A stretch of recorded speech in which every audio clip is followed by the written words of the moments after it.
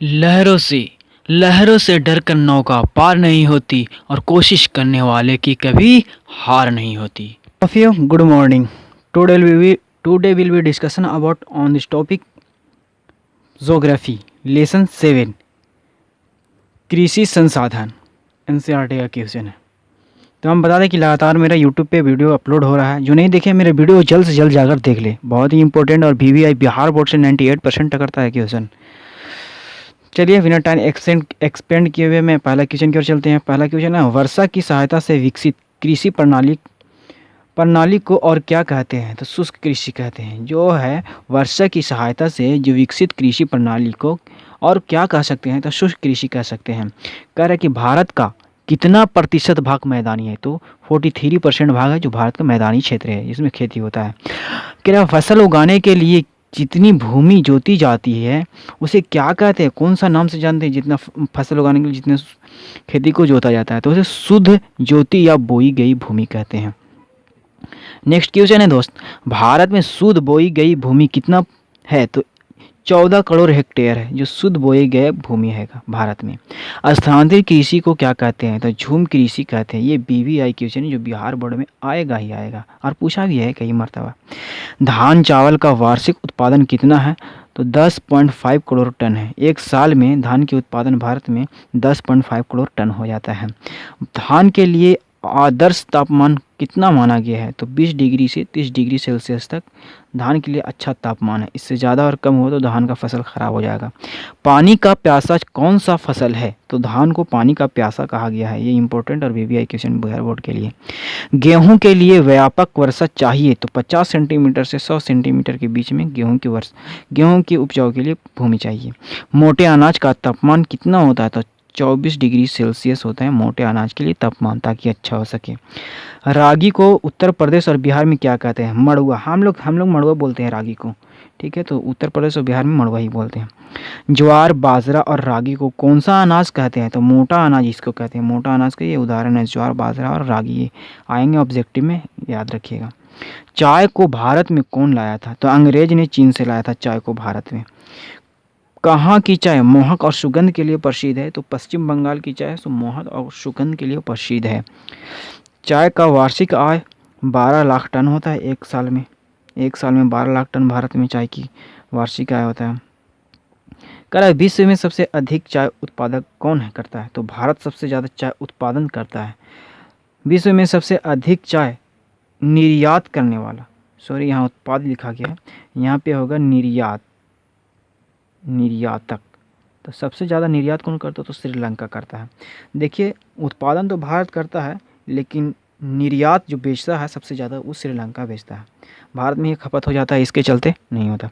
सुनहरा रेशा किसे कहते हैं? तो जूट और पटसन को सुनहरा रेशा कहते हैं। एकदम फिक्स है, ये बीवीआई क्वेश्चन है, ठीक है। जूट और पटसन को सुनहरा रेशा कहते हैं, कंपटीशन में पूछता है।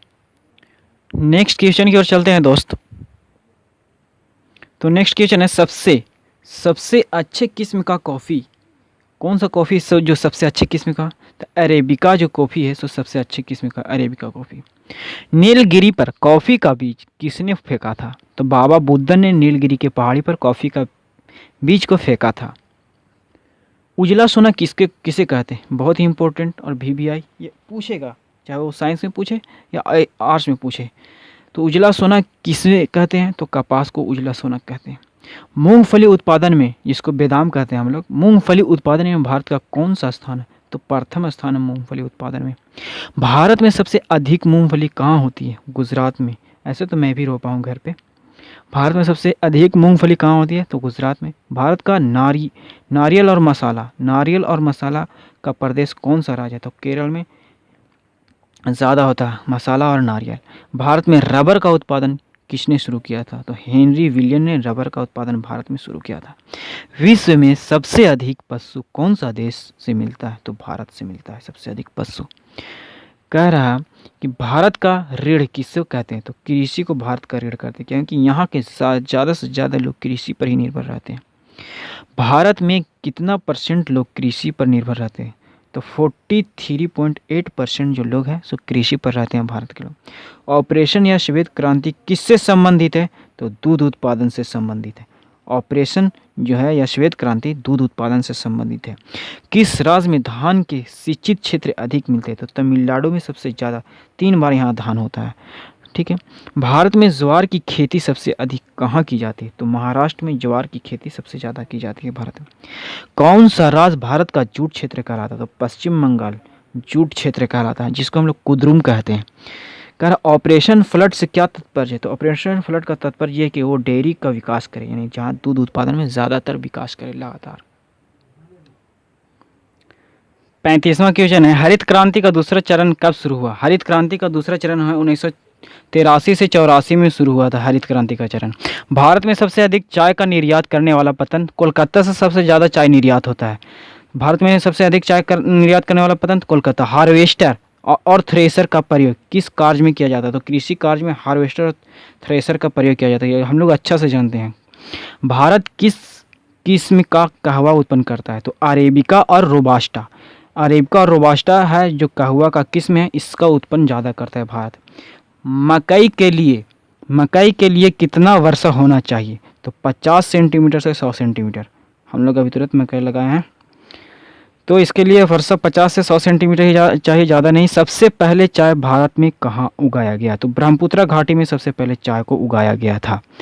भारत में जाड़ों का फसल किसे कहा जाता है? चौक गए ना। भारत में जाड़ों का फसल किसे कहा जाता है? तो गेहूं को ही जाड़ों का फसल कहा जाता है।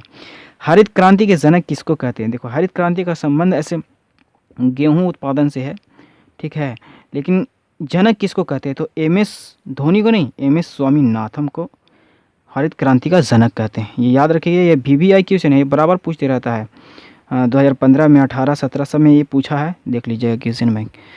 और अभी तक जितना मैंने पढ़ाया सब बहुत ही इंपॉर्टेंट था, जो बोर्ड लेवल के लिए 98% चांसेस रहते हैं। तो आप भी इसको ध्यान से याद कीजिएगा। मेरा आशा है कि आपको ये मेरी वीडियो पसंद आया होगा। बस पसंद आया हो तो लाइक शेयर कमेंट करना मत भूलिएगा, शेयर ज़रूर करिएगा। Thank you for watching my video.